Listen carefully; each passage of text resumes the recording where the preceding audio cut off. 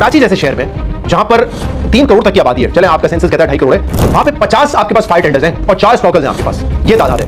Internationally कहा जाता है कि अगर लाख की आबादी हो उस पर 1 फायर टेंडर आपको चाहिए, और हमारे यहाँ क्या हालात है कि 3 करोड़ की आबादी पे आपके पास 50 फायर टेंडर्स हैं। और इस फायर टेंडर्स की अगर मैं कहानी सुनाऊं, लोग रोंगटे खड़े हो जाते हैं कि ये सिंध हुकूमत या केएमसी वहां पे कर क्या रहा है, क्योंकि ये 50 फायर टेंडर्स जो है ना, ये इस हुकूमत को मिले थे वफाकी हुकूमत की जानिब से।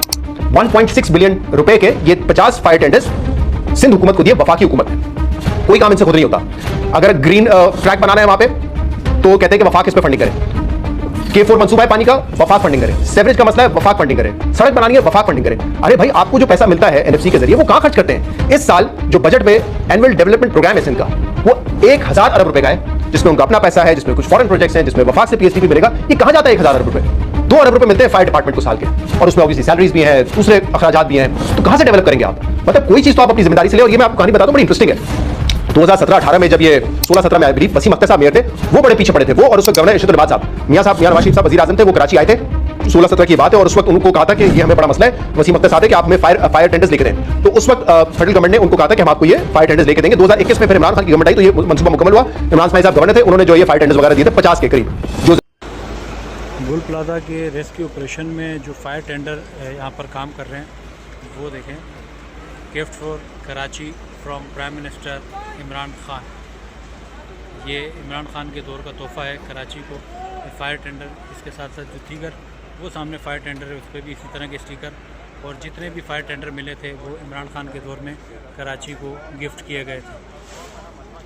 ज्यादातर कराची में थे। इसके अलावा जो फायर टेंडर्स थे वो 1980s के पड़े हुए उनके पास, यानी कि अपने कोई लिए या नहीं लिए कुछ नहीं पता। कहते हैं हमने बड़ी इस पे काम किया और बड़े फायर टेंडर्स हमारे पास। तो ये तो उसका हाल है।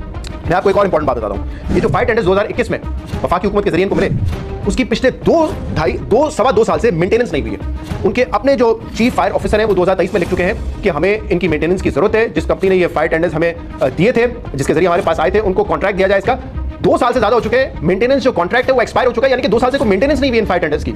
और ये state of the art machine है आपके पास, ये जो फायर ट्रक्स है आपके पास, लेकिन कोई मेंटेनेंस नहीं है। जब मेंटेनेंस नहीं होगी यही इशू होगा, कहीं पे पानी का इशू है, कहीं पे गाड़ी नहीं चल रही आपकी, कहीं पे स्टॉकर्स का इशू है। 2 साल से इसकी मेंटेनेंस नहीं हुई है। 2021 में जब दिए गए फायर टेंडर्स मिल गए, फायर ट्रक्स मिल गए, गवर्नर इमरान खान उसको खत लिख रहे हैं सिंध हुकूमत को कि यार आप लोग तो हायर करें, आपके पास बस ड्राइवर्स नहीं है, आपके पास फायरमैन नहीं है, आपके पास ऑपरेटिंग स्टाफ ही नहीं है। इसका ये हाल है। और एक और बात मैं आपको बताता हूं, एक और टेंडर जो 2021 में इशू किया गया था 89 और फायर ट्रक्स देने का, फायर टेंडर्स देने का, जिसमें मेजॉरिटी इंटीरियर सिंध के थे, कराची के बहुत ही कम थे। जो दूसरे शहर सिंध के वहां पे इनको जो है वो डिस्पर्स करना था।